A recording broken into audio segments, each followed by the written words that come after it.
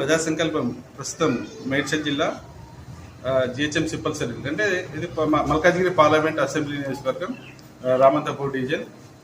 ఇప్పుడు మనం ప్రస్తుతం శ్రీనగర్ కాలనీ వద్ద అంటే చికెన్ షాప్ సమస్య అంటే పక్కకు అంటే చికెన్ షాప్ పక్కకు నిబంధనల నుంచి ఇంకో చికెన్ షాప్ పెడుతున్నారని మనము 10 రోజుల క్రితం ఫిర్యాదు చేశాము. ప్రస్తుతం మన వద్ద Ramanthapur chicken shops owners association వాళ్ళు ఉన్నారు, అధ్యక్షులు ఉన్నారు, ఉపాధ్యక్షులు ఉన్నారు, మెంబర్స్ అందరు ఉన్నారు. చూడండి, ఈ యొక్క అసోసియేషన్ అంటే నేను చూస్తున్నాను చాలా ఐకమత్యంగా ఉండి అంటే ఒకరికి ఏదైనా సమస్య వస్తే ఐకమత్యంగా ఉండి ఆ సమస్యను పరిష్కారం చేశారు వీళ్ళందరూ. చాలా సంతోషం. ప్రతి ఒక్క అసోసియేషన్ వాళ్ళు కూడా ఇలానే ఉండాలని ప్రజా సంకల్పం విజ్ఞప్తి చేస్తుంది.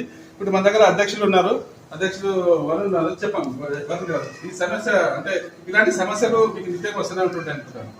నమస్తే, నా పేరు వరుణ్ యాదవ్. ఈ సమస్య అనేది జస్ట్ ఇంతకుముందు వాళ్ళు వచ్చారు. ఎందుకనంటే ఒక కార్పొరేట్ వ్యవస్థలో ఇప్పుడు ఉన్న పరిస్థితులలో ఈ రమేష్ ప్రాబ్లం స్టార్ట్ అయింది ఇతని దగ్గర. ఏం జరిగిందంటే ఈయన 1.5 year బ్యాక్ ఒక 15 లక్షలు ఇన్వెస్ట్ తోని ఒక చికెన్ సెంటర్ ఏర్పాటు చేసింది.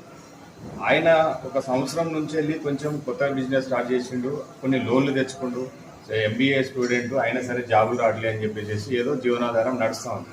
ఇక్కడ మా ఒక రిక్వెస్ట్, మా ఒక విన్నపం ఏంటంటే ఇప్పుడు ఆల్రెడీ షాప్ పక్కన షాప్ పెట్టడం వల్ల ఏమవుతుందంటే ఉన్న నడిచే బిజినెస్లకి వెళ్ళి కొంచెం షేర్ చేసుకోవాల్సి వస్తుంది. తప్పితే ఏరియా డెవలప్ అవుతుంది, కొత్త కాలనీస్ వస్తున్నాయి అంటే అక్కడ మీరు ఎవరికి డిస్టర్బ్ లేని దగ్గర షాప్ పెట్టుకోవచ్చు, మాకేం ఇబ్బంది లేదు.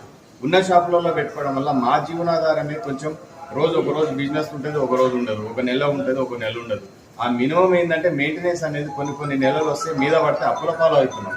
అందుకని ఈ ఉద్దేశంలో ఎదుటి వ్యక్తి ఎలాంటి వాళ్ళతో కూడా మాకు దుష్మని అనేది, కోపం అనేది లేదు. మా ప్రాబ్లం వల్ల మేము బతకడానికి మేము పోరాటం చేసుకున్నాం తప్పితే దీంట్లో ఎవరికి మేము వ్యతిరేకం కాదు.